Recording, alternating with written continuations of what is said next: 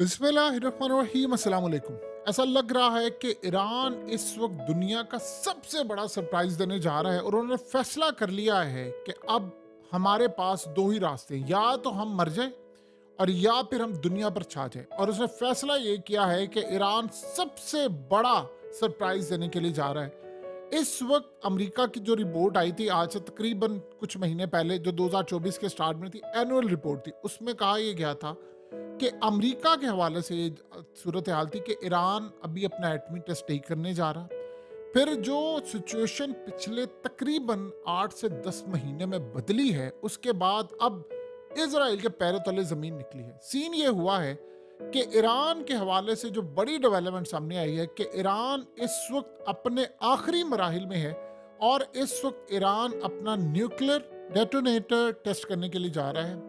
ये nuclear detonator क्या होता है? देखिए, याद रखिएगा, ये जो डेटोनेटर होता है ये फाइनल पीस होता है कि आपने उसके बाद अपना न्यूक्लियर वेपन बनाना होता है। अब ये लास्ट फेज में ईरान आ चुका है कि बिल्कुल इसको टेस्ट करने के लिए जा रहा है और ये जैसे ही कंप्लीट होता है उसके बाद ईरान एटमी ताकत बनने के लिए तैयार होगा। जो फाइनल उन्होंने फिर टेस्ट है और उसके बाद वो एटमी ताकत डिक्लेयर हो जाएगी। अब सीन ये हुआ है कि यूरोप और अमेरिका इस वक्त जितना बरहम वो इजराइल के ऊपर हैं, इतना वो कभी भी नहीं थे। उन्होंने कहा है कि ईरान इस वक्त आपकी हमाकतों की वजह से एटमी ताकत बनने के करीब। आपको पता है कि बाइडेन एडमिनिस्ट्रेशन ने हमेशा से, पहले ओबामा एडमिनिस्ट्रेशन हो या पहले, इनका एक ही काम होता था कि हमने ईरान से लड़ाई नहीं करनी, हम इनको पैसे देंगे, 150 अरब डॉलर दें, 200 अरब डॉलर दें, 100 अरब डॉलर दें, इनको पैसा मिलेगा, इन पर पाबंदियां हटाएंगे और इनको कहेंगे कि आपने एटमी ताकत नहीं बनना, और वो रेगुलर चेकअप के लिए फिर जाते रहेंगे, यानी यूएस के जो नुमाइंदे। तो ये जो सूरत हाल थी बड़ी क्लियर। अब सीन ये हुआ है कि एक तो ईरान को यानी पूरी तरह गुस्सा है। एक तो आपको पता है कि इब्राहिम रेसी का वाकया हुआ, अलग बात है सारे चुप करके बैठे, लेकिन पता सबको है किया किसने। फिर उसके बाद ये वाकया भी थमा नहीं था, तो ये जाकर घुसकर इन्होंने ईरान के अंदर मार दिया। तब ईरान को रियलाइज हुआ है कि अब मामला हमारे हाथ से चला गया।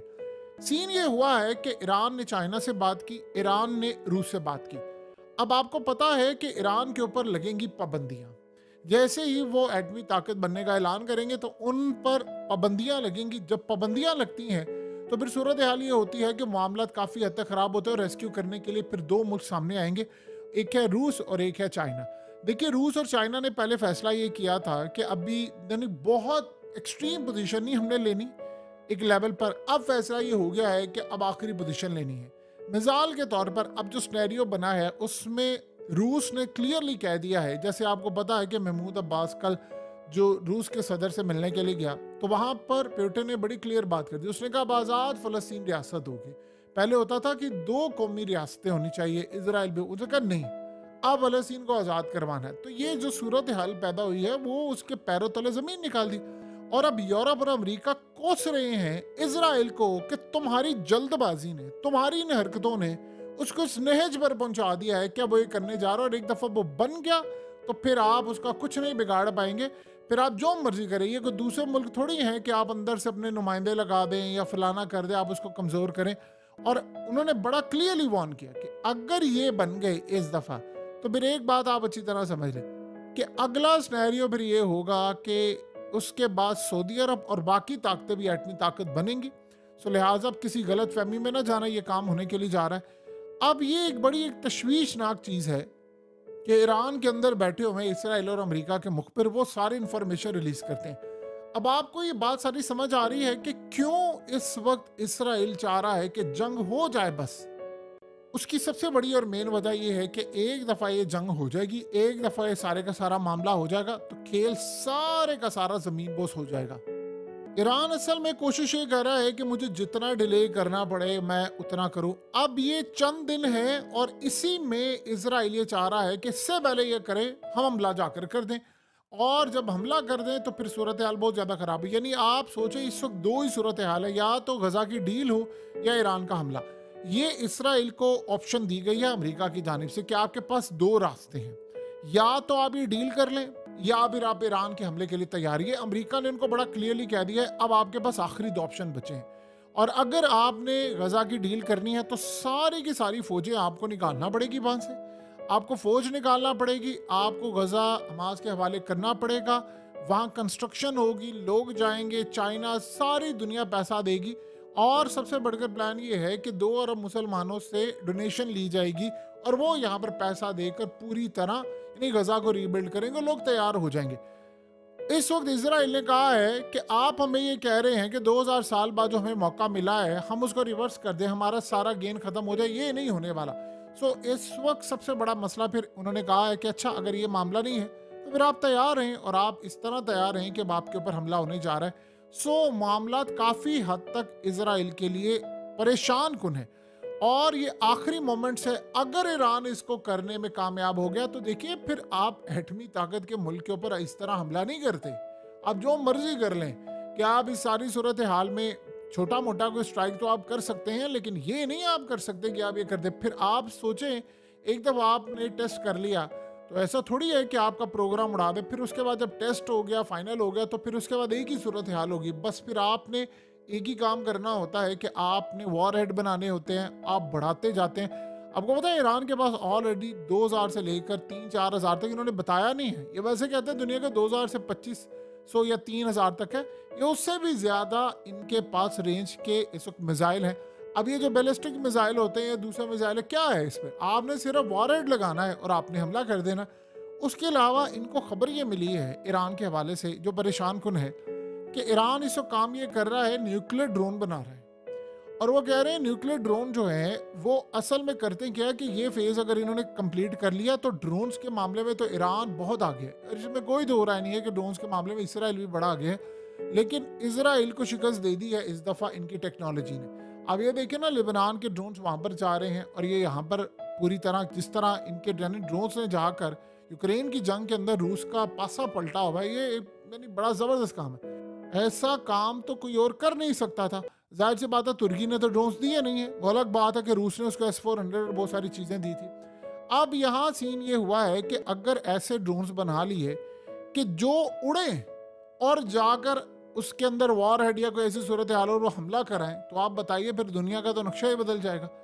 तो चाइना ये चाह रहा है कि अगर हमने ईरान को बना लिया किसी भी तरह एटमी ताकत, तो एक तो रीजन के अंदर सबसे ज़्यादा फ़ायदा ये होगा कि चाइना के साथ वो ताकतें खड़ी होंगी जो एटमी ताकत है, यानी रूस, ईरान, नॉर्थ कोरिया। ये वो ताकतें हैं जो उसके लिए कुछ भी करने को तैयार है। ऐसा नहीं होगा कि अमेरिका की एक कॉल आएगी और कोई लेट जाएगा, इनमें से कोई लेटने वाला नहीं। लिहाजा 3 बड़ी ताकतों का इसके साथ होना, और वो 3 ताकतें हैं जो चाइना के लिए सब कुछ करने को तैयार है। चाइना खुद एक एटमी ताकत है। ये तो सूरत हाल इनके लिए बड़ी खतरनाक हो जाएगी कि कैसे करेंगे। लिहाजा इस वक्त अमेरिका उनको कह रहा है कि अभी भी मौका है आपके पास, हम आपको लास्ट दफ़ा कह रहे हैं आप हमारे साथ डील फाइनलाइज करवा लें इनकी, आप ये मामला पूरा तय कर लें। अगर ये ना हुआ हम फिर ये काम नहीं कर पाएंगे। बेहतर ये है कि आप ये काम कर लें, क्योंकि अगर एटमी ताकत कोई बन गया तो फिर आप उसको मारने की कोशिश करेंगे तो उसके बाद आखिरी रास्ता ये होगा कि वो एटमी हथियार चला दे। इस वक्त इसराइल के सामने टेबल पर 2 ऑप्शन रखी गई हैं, डील कर लो या फिर हमले के लिए और जंग के लिए तैयार हो। और अगर ईरान ने हमला किया तो उन्होंने कहा कि एक चीज़ ज़हन में रख लेना, इनकी इस दफ़ा आ रही है 2.2 हमला, यानी ये वो वाला नहीं है कि हमला के स्ट्राइक। उन्होंने कहा इस दफ़ा उनका पूरे का पूरा प्लान ये है कि इस वक्त, यानी आप ये सोचें कि आप अंदाज़ा कर लें कि उन्होंने कहा अमेरिका ने कि इसराइल के हवाले से ईरान की इंस्ट्रक्शंस ये हैं, हमने सिर्फ जीत कर आना है, दी एंड होगा, इसके अलावा कोई स्नैरियो कुछ भी नहीं होगा। आप इस सारे मामले को अच्छी तरह समझ लें। ईरान के पास इस वक्त सूरत हाल बहुत यानी डिफरेंट है। इसराइल के पास टाइम कम है, टाइम की कमी इस वक्त चल रही है, क्योंकि उसके बाद फिर लेट से ट्रंप आ रहा है, लेट से उसके बाद ये यूक्रेन की जंग खत्म हो रही है। तो जो करना है इन्होंने करना है। एक खतरा यहाँ पर ये पैदा हो गया है कि इसराइल इनकी जो न्यूक्लियर फैसिलिटीज है उसको तबाह करने के लिए जा रहे हैं। ये अगर इन्होंने काम किया तो अमेरिका ने ऑलरेडी वार्न किया हुआ है कि उनके पास हाइपरसोनिक मिसाइल है, और उन्होंने कहा कि हमें ये भी नहीं पता कि लेबनान के पास जो हाइपरसोनिक मिसाइल है या नहीं है, अगर वहां पर है, क्योंकि अगर उन्होंने यमन को दिए हुए हैं तो लेबनान को भी दिए हैं। तो जो ये बार बार कहते हैं, जैसे मिसाल के तौर पर हसन नसरुल्लाह ने कहा, उसने कहा जी हमारे पास तो जो इस वक्त इनकी तबाही का सिस्टम है वो ये है कि हम इनको 35 मिनट में 130 अरब डॉलर का नुकसान पहुंचा सकते हैं। ये बड़ी बात होती है। इस वक्त इसराइल वो कह रहे हैं कि अगर हमला कर गया तो उसके बाद आप अपना बचाव किस तरह करेंगे? आप यहाँ से अंदाजा कर सकते हैं, बचाव अगर इतना स्मूथ होता तो क्या नेतन्याहू और डिफेंस मिनिस्टर इस वक्त आपस में लड़े होते, आपस में एक दूसरे के साथ, यानी इतनी सूरत हाल खराब होती कि पूरी दुनिया में इनकी जलालत की खबरें सामने आ रही है। सो रास्ता बड़ा क्लियर है, ईरान ने अपनी पोजीशन ले ली है। और फिर याद रखिएगा, एक दफा रीजन के अंदर ये बन गया तो फिर ये दौड़ शुरू हो जाएगी। फिर सऊदी अरब कहेगा हमने बनना है, कतर भी कहेगा हमने बनना है, मिस्र भी आ जाएगा, और जो जो ममालिक हैं जिनके पास पैसा, बल्कि ये भी याद रखिएगा ऐसी भी सूरत हाल हो जाएगी, फिर ईरान की तरफ हो सकता है झुके और ये कहें कि ठीक है जी आप हमें टेक्नोलॉजी पाबंदी जहां तक लगेगी। तो ये बात याद रखिएगा, ये बाकी सारे ममालिक, वैसे ही यूनाइटेड नेशन खत्म हो रही है आने वाले वक्त में, ब्रिक्स खड़ा हो रहा है, तो इन सब ने उधर चले जाना है। तो वहां पर अमेरिका और इसराइल क्या करेंगे? इनके पास कोई रास्ता नहीं है।